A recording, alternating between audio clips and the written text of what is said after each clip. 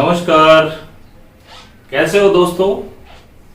इस mega education YouTube पर आपका फिर एक बार स्वागत है। हमारी जो सीरीज चल रही थी राष्ट्रपति के हमने पार्ट फर्स्ट कर दिया, तो आपने खूब देखा।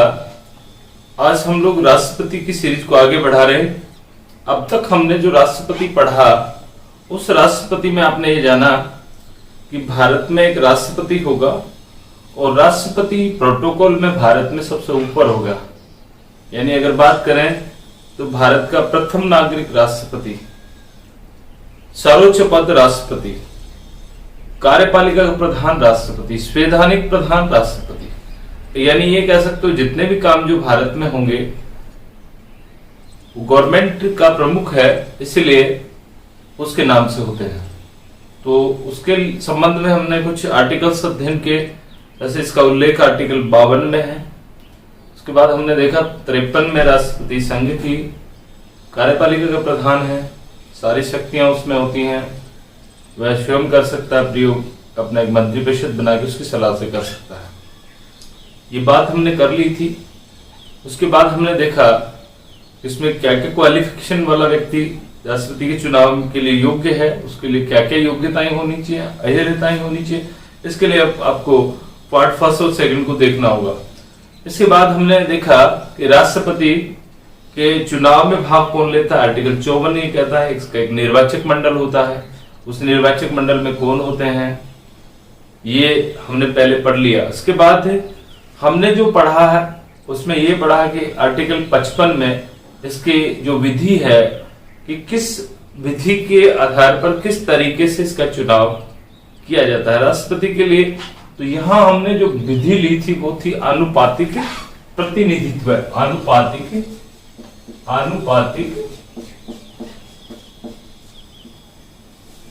प्रतिनिधित्व,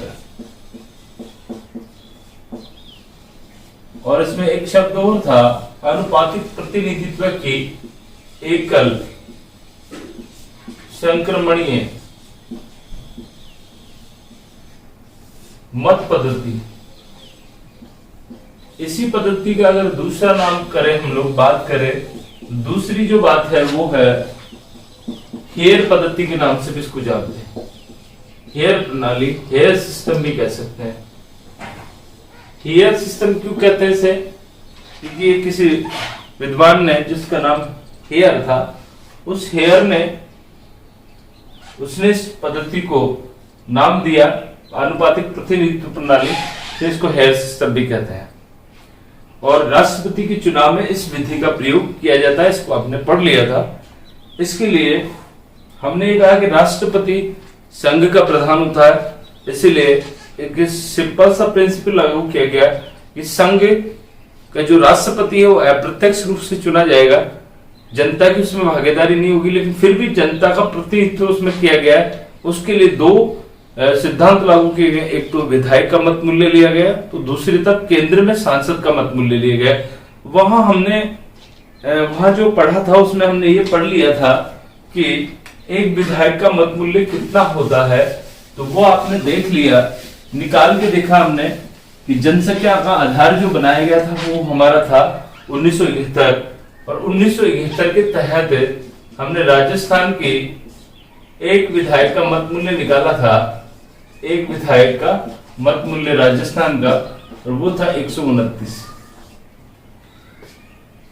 कैसे निकाला था? उस राज्य की जनसंख्या बटे वहां के निर्वाचित विधायकों की संख्या, और इंटू 1/1000, यानी जो आएगा उसमें 1000 का भाग दिया, यानी उस संख्या को थोड़ा सरल बनाने के लिए।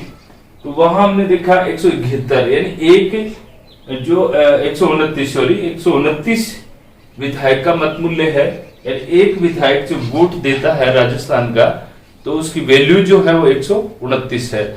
और जैसे यहाँ हमारे पास में कितने विधायक हैं? 200। तो यहाँ 200 को इंटू करेंगे तो कुल वेटेज आ जाएगा, कुल मत मूल्य राजस्थान के विधायकों का कुल मत मूल्य होगा। इसी तरह आप लोग देखें, सर्वाधिक किस राज्य के विधायक का विधायक का सर्वाधिक मत मूल्य है। तो आप देख सकते हैं जिसकी जनसंख्या अधिक है इसका मत मूल्य भी अधिक होगा। तो यूपी सर्वाधिक है, वहां एक विधायक का मत मूल्य है 208 और इंटू कर देंगे जितने वहां पे विधायक हैं, जैसे 400 से ज्यादा है वहां तो इंटू करके जिस तरह से वहां निकाला हमने ऐसे इस तरह से। ऐसे कौन से दो राज्य हैं जिनके विधायकों का मत मूल्य समान है, प्रश्न पूछा जा सकता है। तो यहां हम लोग लेंगे तेलंगाना,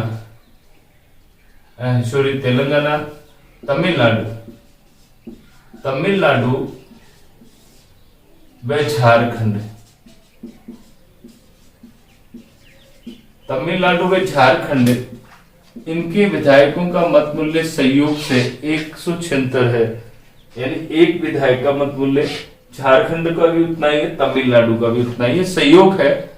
इसी तरह से अगर बात करें सबसे कम विधायक मत मूल्य की बात करें तो सबसे कम सिक्किम 7 और अरुणाचल प्रदेश 8।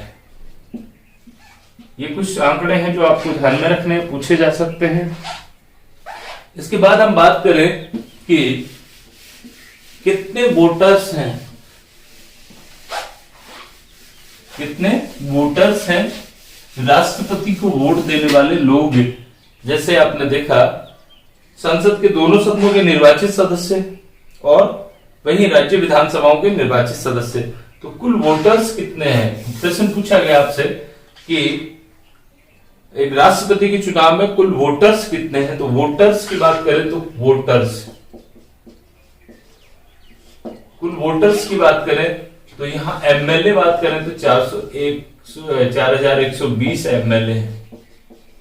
जो आपकी 31 विधानसभाएं हैं उसमें 4120 एमएलए हैं, यानी ये 4120 लोग क्या करेंगे, वोट डालेंगे।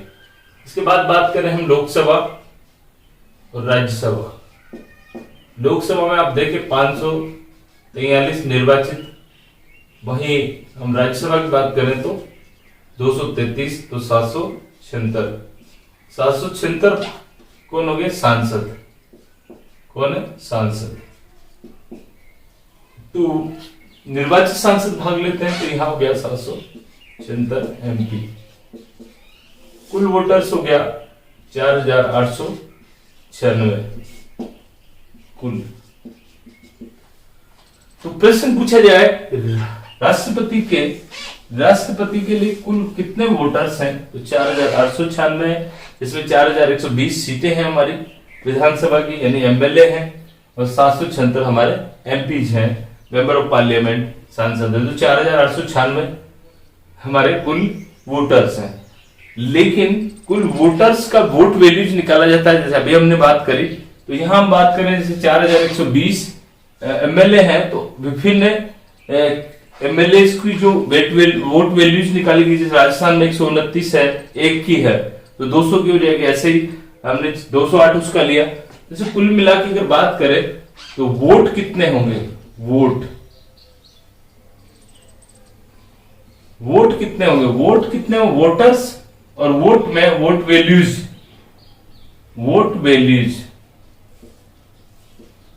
वैल्यूज में आप देखें जहां 4120 एमएलए वोट करेंगे तो उनकी वोट वैल्यूज होगी 5,49,474। 5,49,474 एमएलए हैं, एमएलए की वोट वैल्यूज है। और एमपी की जो वोट वैल्यूज होगी 5,49,408। और कुल जो वोट डलेंगे, कुल वोट हो गए, वो हो गया 10,98,882। ये आपका राष्ट्रपति के चुनाव में वोट डलता है। अब उसमें कुछ खाली रहेगी, कुछ और होगी, तो मान लीजिए 10 ही पड़ता है, वो अलग बात है। ये हमने वोटर्स की बात करी, वोट वैल्यूज की बात करी। अब हम बात करने वाले हैं कि राष्ट्रपति के जो चुनाव होता है उसमें वोटिंग कैसे होती है। तो वोटिंग का जो तरीका है वो एक अलग तरीका है, क्योंकि यहाँ पर आनुपातिक प्रतिनिधित्व प्रणाली को अपनाया गया है। निश्चित कोटा जरूरी है। तो देखिए सबसे पहले हमने वहां देखा कि कुल वोटर्स 10,98,882 हैं, लेकिन ये बड़ी संख्या है, इसलिए हम थोड़ा सा इसको हल्का करेंगे, थोड़ा सा कम लेते हैं, गणित है तो यहां हम ये मान लेते हैं कि कुल वोट वैल्यू जो है वो मान लेते हैं 100।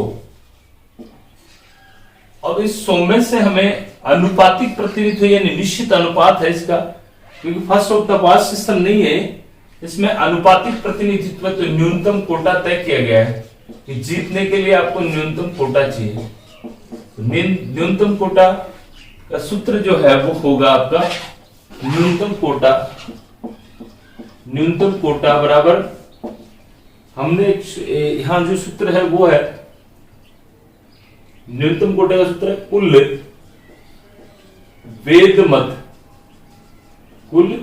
वेद मत बटा निर्वाचित सदस्यों की संख्या +1 और इसको कोष्टक के अंदर करके +1। यहां देखिए यह निर्वाचित सदस्यों की संख्या इसलिए कहा गया कि ये जो राज्यसभा के जो चुनाव होते हैं उसमें भी न्यूनतम कोटे का यही सूत्र है, लेकिन यहां हम वैकेंसी की बात कर रहे हैं कि वैकेंसी कितनी है। न्यूनतम कोटा ज्ञात करने के लिए कुल वेद मत बटे निर्वाचित सदस्यों की संख्या या निर्वाचित होने वाले उम्मीदवारों की संख्या भी कह सकते हैं आप लोग, और +1 है यहाँ। अब आप यहां देखिए न्यूनतम कोटे में जैसे हमने वहां कुल वोट कितना मान लिया 1098 की जगह हमने 100 ले लिया। यहाँ थोड़ा सा इसको सरल बनाने के लिए तो हमने यहाँ 100 लिखा। निर्वाचित सदस्यों की संख्या या निर्वाचित सदस्यों का मतलब यार वैकेंसी कितनी है, राष्ट्रपति कितने बनने वाले हैं, राष्ट्रपति तो एक ही बनेगा, तो यहाँ निर्वाचित सदस्यों की संख्या यानी 1 हो गया। या राज्यसभा में अगर बात करें जैसे 4 सीटें तो यह 4+ हो जाता है ऐसे, तो यहाँ निर्वाचित सदस्यों की संख्या +1 और +1 हो गया, और यहां पर +1 कर दिया, खोल दिया इसका, तो 100/2 हल किया हमने, तो ये आया आपका 50 + 1 बराबर 51। न्यूनतम कोटा कितना होगा 51। ये इतना आपको जानना है, समझ में आ गया होगा इतना शायद आपको। आगे देखें, कुल वोट हमारा 100 है, न्यूनतम कोटा 51, यानी जीतने वाले उम्मीदवार को कितना वोट मिलना चाहिए 51 वोट उसको मिलना ही चाहिए। अब हम वोटिंग करते हैं, वोटिंग करते हैं। वोटिंग करने के लिए आपको सिंपल सी बात आप लोग जानते हैं, इस तरह से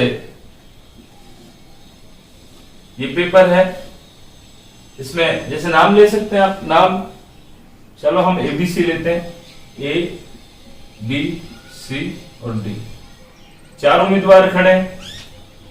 4 उम्मीदवारों में ये जो 100 आदमी हमने ऊपर तय किए हैं वो 100 आदमी इसको वोट डालेंगे ABC D को। 4 उम्मीदवार हमारे राष्ट्रपति, वोटिंग करना है हमें। तो उस वोटिंग में देखिए यहां वरीयता क्रम निर्धारित किया गया। वोटिंग के लिए क्या किया गया, वरीयता क्रम। वरीयता क्रम का मतलब क्या है, जैसे यूं समझ लीजिए आप कि जैसे आपको आपने कई वैकेंसीज के फॉर्म भरे थे और आरपीएससी, जैसे राजस्थान की बात करें हम लोग, तो आरपीएससी ने बहुत लेट आपके परिणाम जारी किए, और परिणाम भी इस तरह से जारी किए, धड़ाधड़ परिणाम आ गए, और आपके एक साथ 4 वैकेंसीज में आपको क्या लग गया, लक लग गया, आपका नंबर आ गया। और ऐसी स्थिति में आपके सामने ऑप्शन ABCD है, और चारों में ही अभी आपको नियुक्ति मिलने वाली है। तो आपसे पूछा गया कि वरीयता बताइए कि आप पहला क्या लेंगे, तो आप फर्स्ट ग्रेड में भी हो गया, सेकंड ग्रेड में भी हो गया, थर्ड ग्रेड में भी हो गया, LDC में भी हो गया। तो वहां हम अब बात करें कि तीसरे नंबर पर हमारा जो था वो C जो है वो फर्स्ट ग्रेड है, तो आप पहले एक फर्स्ट ग्रेड को देंगे, फिर बोले सेकंड ग्रेड, फिर बोलेंगे थर्ड ग्रेड, और फिर बोलेंगे हम लोग नहीं हुआ तो फिर LDC में भी चले जाएंगे। ऐसे आप लोग वरीयता क्रम भर सकते हैं। वरीयता आपने वो डाल दिया इसमें। ऐसे ही आप लोग देखिए आपकी एक साथ ही 4 क्या आ गए, आपके रिश्ते आ गए,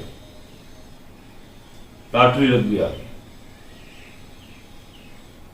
वहां आपको ये चयन करना है कि आप किसे अपना जीवन साथी बनाने वाले हैं। तो 4 में से आप बेस्ट, आपको जो सबसे अच्छा पसंद है, क्योंकि आपको जिंदगी भर उनके साथ रहना है, तो उस हिसाब से आप लोग इन चारों में से किसको पसंद करेंगे? तो आप कहेंगे कि मेरे को सी पसंद है, मेरे को सी पसंद है, सी मिल जाए तो मजा हो जाए। लेकिन जरूरी थोड़ी है कि सी आपको पसंद करे, इसलिए आपने कहा सी नहीं तो बी। बी ने भी मान लीजिए आपको रिजेक्ट कर दिया, तो बोले बी नहीं तो डी सही, और मान लीजिए डी भी नहीं बैठता है तो फिर ए से तो काम चलाना ही होगा। इस तरह से आप चॉइस यहां पर तय कर सकते हैं, वरीयता क्रम तय कर सकते हैं। ऐसे ही राष्ट्रपति के लिए जो भी उम्मीदवार हैं, वो 4 उम्मीदवार हैं, इनको जो वोटिंग होने वाली है, एक विधायक या एक सांसद जो वोट डालता है उसके पास एक ही वोट होता है, लेकिन वो वोट वरीयता क्रम में देता है। ये आपको समझना है, ये बहुत बड़ा कॉन्सेप्ट है। यहां से हम लोग कई बार बहुत अध्ययन कर लेते हैं, लेकिन उसके बाद ये कॉन्सेप्ट हमें समझ में नहीं आता। तो यहाँ थोड़ा सा आप लोग ध्यान दें कि जैसे एक विधायक अगर वोट देने जाएगा तो सबसे पहले वरीयता तय करेगा। जैसे मान लीजिए किसी एक विधायक ने कहा कि सी मेरी पहली चॉइस है, सी जीतना चाहिए, मेरे अनुसार सी जीतना चाहिए, और सी को मैं पहले नंबर पे रखता हूं। तो जैसे राजस्थान का एक विधायक वोट दे रहा है, इसका मतलब 129 लोगों ने ये कहा है कि ए सी पहली प्राथमिकता है। फिर बोला सी नहीं तो बी, बी नहीं तो डी, डी नहीं तो लास्ट में। इसी तरह से सब लोग अपनी अपनी वरीयता देते रहते हैं, और इस तरह से अलग अलग ये पेपर तय हो गए। First of the pass system में सीधा सीधा होता है, वहां ए बी सी डी 4 होते हैं, उसमें से एक को ही वोट देना पड़ता है, न कि चारों को देना पड़ता है। वहां आप लोग मशीन में जाएंगे, आपको मान लीजिए बी पसंद है तो बी के सामने आपने बटन दबा दिया, आपको वोट हो गया। जब गिनती करेंगे तो बी को कितने वोट मिले, सी को कितने वोट मिले, इस तरह से गिनती हो जाती है। सर्वाधिक वोट लेने वाला जीत जाता है। कितना वोट लेगा, वोट प्रतिशत वहां नहीं होता, लेकिन यहां पर वोट प्रतिशत होता है। अब देखिए हम लोग इसकी काउंटिंग करेंगे, काउंटिंग करेंगे तो इसको जूम करेंगे। जूम करने का मतलब अलग अलग जो पेपर है इनको उठाएं, हम लोग खोलेंगे। खोलेंगे तो हम देखेंगे यह 4 उम्मीदवार हैं, चारों के नाम लिखेंगे, ए बी सी और D, A B C D. इसको बोलते हैं हम प्रथम गणना, प्रथम चरण की गणना, प्रथम चरण की गणना। पहली गणना में हम लोग ये काम कर रहे हैं कि अलग अलग ये जो पेपर है इनको हटाएंगे। वहां पे हम ये देखते हैं कि पहली वरीयता ए को कितने लोगों ने दी। आप देखते हैं कुल वोट कितना पड़ा, 100 वोट को हमने चारों में बांटना है। तो पहले हमने देखा ए जो है उस ए को कितने वोट पड़े। तो यहां हम ये मानते हैं कि पहले प्राथमिकता जो दी 40 वोट ए को पड़े, 30 वोट बी को पड़े, 20 वोट सी को पड़े और डी को 10 लोगों ने पसंद कहा। इस हिसाब से आप लोग देखें तो यहाँ पे जो चुनाव जीत गया वो कौन जीत गया, ए चुनाव जीत रहा है। ए चुनाव कैसे जीत रहा है, क्योंकि ए को कितने वोट मिल रहे हैं, 40 वोट मिल रहे हैं, और बी को कितने वोट मिल रहे हैं, 30 वोट मिल रहे हैं। इसका मतलब first of the pass system में तो आप देखिए जो वोट 40 वोट ले रहा है वो कितने वोट अधिक ले रहा है, 10 वोट अधिक ले रहा है, इसलिए चुनाव जीत रहा है। लेकिन ये राष्ट्रपति का चुनाव है, और प्रथम गणना ये कहती है कि किसी भी व्यक्ति को न्यूनतम कोटा 51 प्राप्त नहीं हुआ, यानी 40 वाला जीत जरूर रहा है। इसके घर लड्डू बनने शुरू हो गए, ऑर्डर दे दिया लड्डुओं का, लेकिन ये जीत नहीं रहा है, अभी जीता नहीं है, इसकी तय नहीं हुआ, क्योंकि उसको क्या नहीं मिला, निश्चित कोटा, न्यूनतम कोटा 51। न्यूनतम कोटा क्या कहता है कि आधे से एक अधिक होना ही चाहिए। जैसे आप यूं मानिए कि 100 है तो 50 + 1 है, आधे से अधिक न्यूनतम कोटा होता है। तो ये अनुपातिक प्रतिनिधित्व है, यानी एक निश्चित अनुपात में प्रतिनिधित्व राष्ट्रपति है देश का, इसलिए उसको 51 वोट तो लेना ही होगा, 51% यानी 50 + 1 तो उसको लेना ही होगा। तो यहाँ 40 वाला भी चुनाव नहीं जीत रहा है, नहीं जीत रहा है, तो आप क्या करेंगे। यहां हम यूं सोचें कि अब हम दोबारा से वोटिंग करेंगे, दोबारा से वोटिंग करेंगे तो आंकड़ा हो सकता है इससे भी गलत आ जाए, कि ये 10 वाला यहाँ पहुंच जाए, 20 वाला यहाँ जाए, यहाँ वाला वहां चला जाए, और वही निश्चित कोटा किसी को नहीं मिले, तो क्या इस तरह से चुनाव होते रहेंगे तो राष्ट्रपति तो बनेगा ही नहीं ना। इसीलिए एकल संक्रमणीय मत प्रणाली जो कहती है वो ये कहती है कि आपका जो वोट है वो ट्रांसफर होगा, यानी आप ये कह सकते हैं एकल संक्रमणीय, यही एकल संक्रमणीय है। एकल संक्रमणीय एक वोट है जो क्या कर रहा है, संक्रमित हो रहा है, यानी ऊपर वालों को ट्रांसफर हो रहा है। और ट्रांसफर कैसे हो रहा है, प्रथम गणना में जब हमें किसी एक उम्मीदवार को निश्चित कोटा प्राप्त नहीं होता तो सेकंड गणना करते हैं, दूसरी मतगणना करते हैं, और दूसरी गणना में हम उन्हीं वोटों को गिनते हैं, न कि हम लोग दोबारा से चुनाव करवाते हैं। और यहां हम लोग लिखेंगे सेकंड चरण की गणना। सेकंड चरण की गणना में हम देखते हैं सेकंड राउंड जो होगा उसमें जैसे ए को वही आप 40 दिए हुए हैं, बी को वही 30 दिए हुए हैं, सी को 20 दिए हुए हैं। होना क्या है यहाँ ये होना है कि ट्रांसफर जो करना है किनका होगा, जो सबसे नीचे वाला है।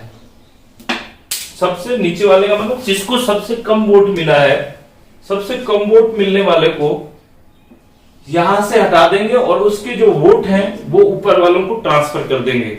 कैसे करेंगे देखिए, जैसे आप देखिए यहां हम लोग देखें डी जो है हमारा, उस डी के पास में वोट है 10।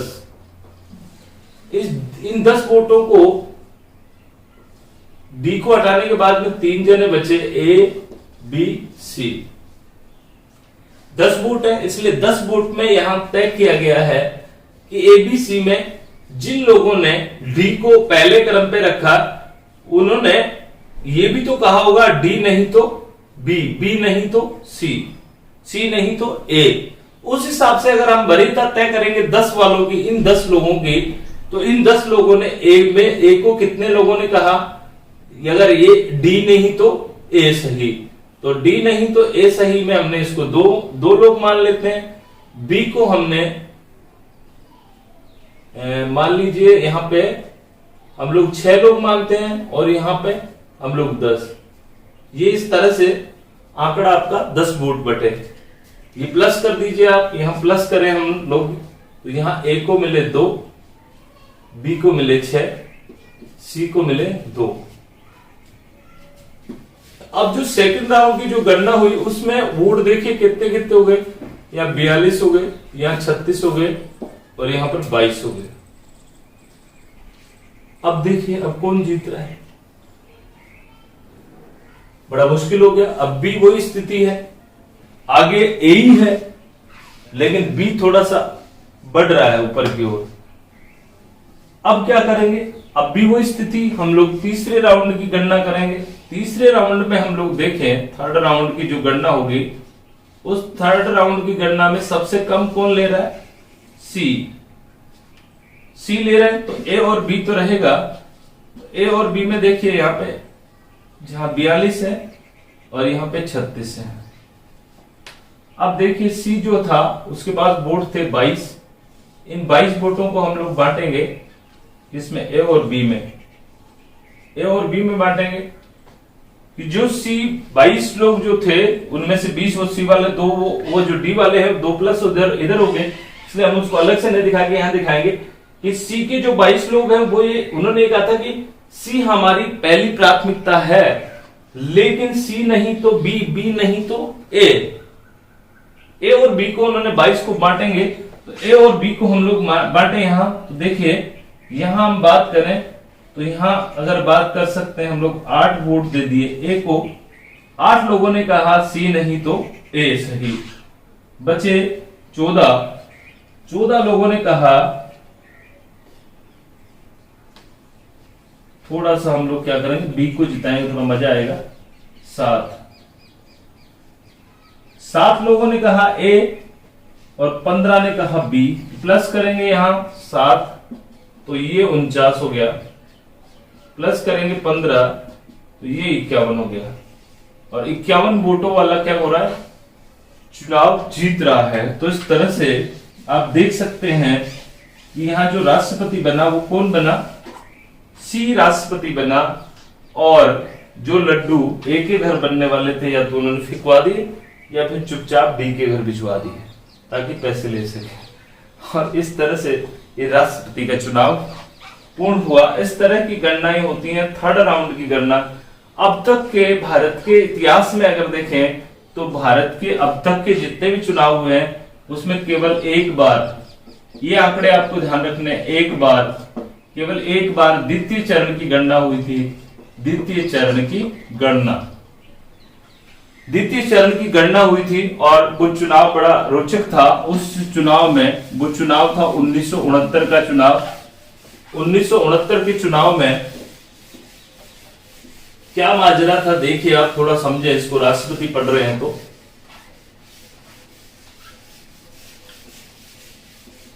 एक बार द्वितीय चरण की गणना हुई 1969 के चुनाव में, 1969 के चुनाव में, और वीवी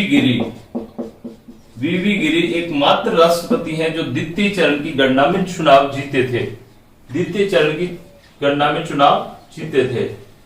देखिए कैसे, जबकि सबसे मेजोरिटी की बात करें तो 99% वोट से भी अधिक वोट लेके डॉक्टर राजेंद्र प्रसाद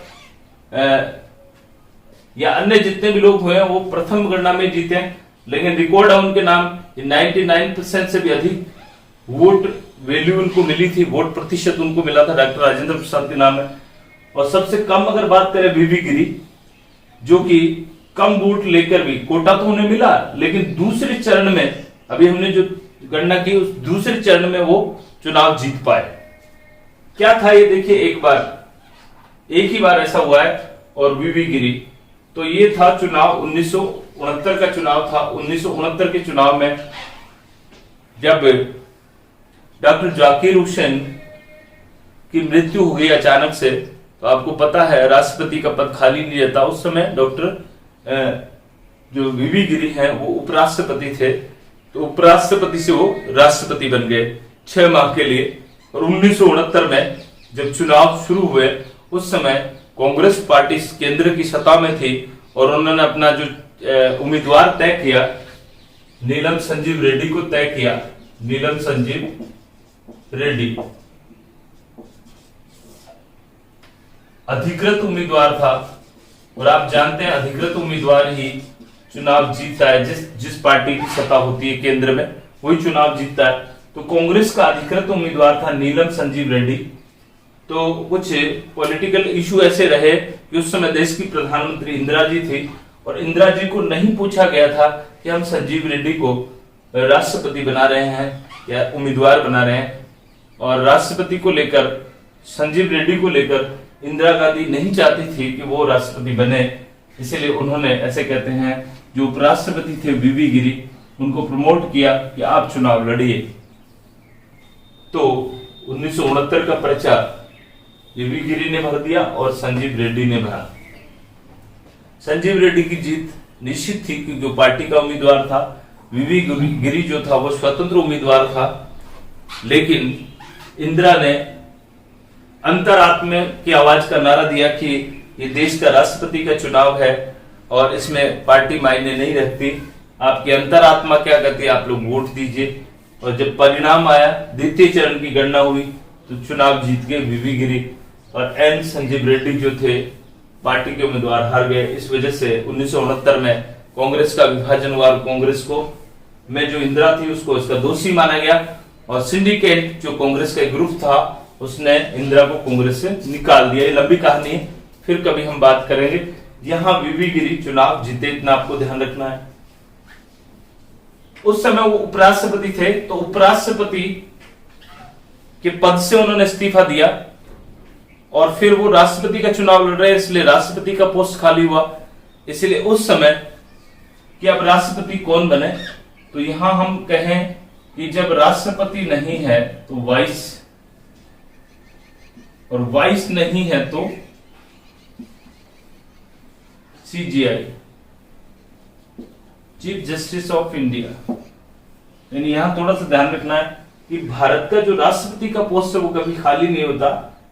उस समय 1969 के आसपास इंदिरा जी ने एक कानून पारित करवा दिया कि प्रेसिडेंट नहीं है, भारत का राष्ट्रपति नहीं है, तो उपराष्ट्रपति होगा, उपराष्ट्रपति नहीं है तो कौन बनेगा, जो न्यायाधीश होगा वो होगा, और मुख्य न्यायाधीश नहीं है तो वरिष्ठ न्यायाधीश जो भी है उस समय वो क्या बनेगा, राष्ट्रपति बनेगा। तो इस 1969 में जब वीवी गिरी ने स्वतंत्र रूप से किसका फॉर्म भर दिया, राष्ट्रपति का फॉर्म भर दिया, और जब ये राष्ट्रपति उपराष्ट्रपति से राष्ट्रपति बने तो उस समय जो मुख्य न्यायाधीश थे एम हिदायतुल्ला वो कार्यवाहक राष्ट्रपति बने थे। अब तक के भारत के इतिहास में 3 लोगों ने जो मुख्य न्यायाधीश रहे, रिटायर होने के बाद में उन्होंने चुनाव लड़ा, लेकिन वो कामयाब नहीं हो पाए, जिसमें HR खन्ना है, इसके अलावा सुब्बा राव है, और इसके अलावा एक कृष्ण अय्यर, इस नाम से 3 लोग थे जिन्होंने चुनाव लड़ा राष्ट्रपति का, लेकिन वो जीत नहीं पाए। एम हिदायतुल्ला एक ऐसे मुख्य न्यायाधीश हैं जो राष्ट्रपति के पोस्ट तक पहुंचे, यानी राष्ट्रपति के पद पर पहुंचे। उसके पीछे रीजन ये था कि वो पोस्ट खाली थी, तो इसके अनुसार वो बन सकता। तो यहाँ आपने राष्ट्रपति के बारे में पढ़ा कि पहली बार द्वितीय चरण की गणना हुई, उसमें वीवी गिरी जीते। अब तक भारत में एकमात्र ऐसे व्यक्ति जो निर्विरोध राष्ट्रपति बने, जो अभी हमने रेड्डी को हराया, नीलम संजीव रेड्डी, एक ऐसे व्यक्ति जो 1977 में निर्विरोध राष्ट्रपति बने, और तब से जब वो 25 जुलाई को उन्होंने शपथ ली, 25 जुलाई से ही आजकल सभी राष्ट्रपति, यानी इससे पहले चुनाव हो जाते हैं। 25 जुलाई को तो राष्ट्रपति नया आना ही चाहिए, चाहे कुछ कैसे ही हो। इसी तरह की जैसे कोई विधानसभा खाली होगी, चाहे लोकसभा भी क्यों ना भंग हो रही हो, राज्यसभा के जरिए भी चुनाव करवाए जा सकते हैं। और अब तक इतिहास ये भी कहता है कि अब तक भारत में एकमात्र राष्ट्रपति जो 2 बार निर्वाचित हुए डॉक्टर राजेंद्र प्रसाद हैं। ऐसे कुछ तथ्य हैं जो आपको ध्यान में रखने हैं। अब हम बात करने वाले हैं, हमने राष्ट्रपति का चुनाव करवा लिया, राष्ट्रपति बना दिए और लड्डू भी बंटवा दिए। अब हम बात करेंगे कि राष्ट्रपति बनने के बाद में शपथ लेगा राष्ट्रपति। इसका उल्लेख आर्टिकल कौन से में है, 60 में इसका उल्लेख किया गया है। देखिए, राष्ट्रपति जो है अपनी शपथ जो लेता है, सबसे पहले आप ये देखिए राष्ट्रपति को शपथ कौन दिलाता है। भारत का मुख्य न्यायाधीश CJI, chief justice of India, Bharat के राष्ट्रपति को शपथ दिलाता है। ये आपको ध्यान में रखनी है। CJI नहीं है तो वरिष्ठ होगा, है ना, वरिष्ठ नहीं तो और बहुत सारे होते हैं, जैसे अभी आप लोग देखिए 33+1 है, तो 33 है, तो 33 में से कोई भी एक दिला सकता है। तो ये तो हो गया शपथ कौन दिलाएगा, तो मुख्य न्यायाधीश। कौन दिलाएगा, मुख्य न्यायाधीश। एक प्रश्न तो यहां से हो गया। दूसरी बात करें हम लोग, शपथ का प्रावधान कहां पे है। तो देखिए, राष्ट्रपति, उपराष्ट्रपति और राज्यपाल, ये 3 पोस्ट ऐसे हैं जिनका आर्टिकल में उल्लेख किया गया है। बाकी जितने भी संवैधानिक पोस्ट हैं उनका 3री अनुसूची में शपथ का प्रावधान किया गया है। तो यहां थोड़ा सा आपको कंफ्यूजन नहीं होना है, क्योंकि यहां पूछा जा सकता है कि राष्ट्रपति का उल्लेख है आर्टिकल 60 में, 3री अनुसूची में। तो यहाँ पे थोड़ा सा आपको ध्यान रखना है कि राष्ट्रपति, उपराष्ट्रपति और राज्यपाल आर्टिकल में उल्लेख किया गया, बाकी सभी लोगों को 3री अनुसूची के अंतर्गत बताया गया है। तो दूसरी बात यह होगी कि उनका आर्टिकल में उल्लेख है, अनुच्छेद 60 में उल्लेख है शपथ का। तीसरी बात, किस बात की शपथ लेते हैं, शपथ किस बात की लेते हैं, ये बात भी पूछी जाती है। किस बात की शपथ लेते हैं, राष्ट्रपति किस बात की शपथ लेते हैं। तो देखिए, राष्ट्रपति पद या गोपनीयता की शपथ लेता है? नहीं, बिल्कुल नहीं। ये ऐसे प्रश्न पूछे जाते हैं, आजकल इस तरह का ट्रेंड बन रहा है कि राष्ट्रपति पद और गोपनीयता की शपथ लेता है, राष्ट्रपति संविधान की पालना की शपथ लेता है, जनता के कल्याण की शपथ लेता है। तो यहाँ आपको ध्यान रखना है किस बात की शपथ लेता है। तो यहाँ हम कहें संविधान के प्रतिरक्षण, संरक्षण, प्रतिरक्षण, संरक्षण,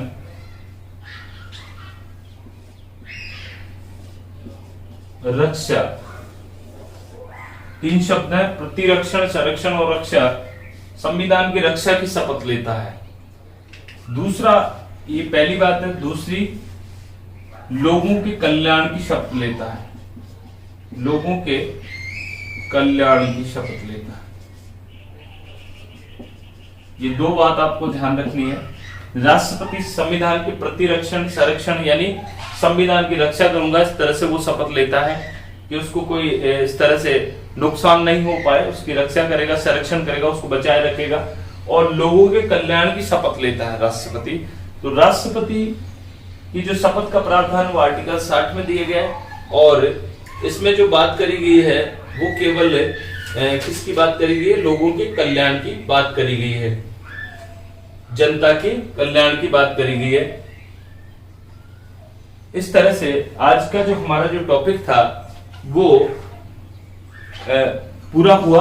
और हम अगली क्लास में जो राष्ट्रपति का जो 4th पार्ट आएगा उसमें लगभग राष्ट्रपति को कंप्लीट करने की कोशिश करेंगे। उसके आगे जो शक्तियां हैं उसको लेंगे।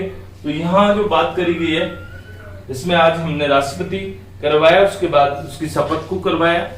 शायद आपको समझ में आए होगा मेरी बात। मेरे को सुनने के लिए आप सबको बहुत बहुत एक बार पुनः धन्यवाद। आप लोग मेरे इस चैनल को देख रहे हैं, इसके लिए भी आपको धन्यवाद। ज्यादा से ज्यादा इसको सब्सक्राइब करें, ज्यादा से ज्यादा लाइक करें और शेयर करें। एक बार पुनः धन्यवाद। Thank you.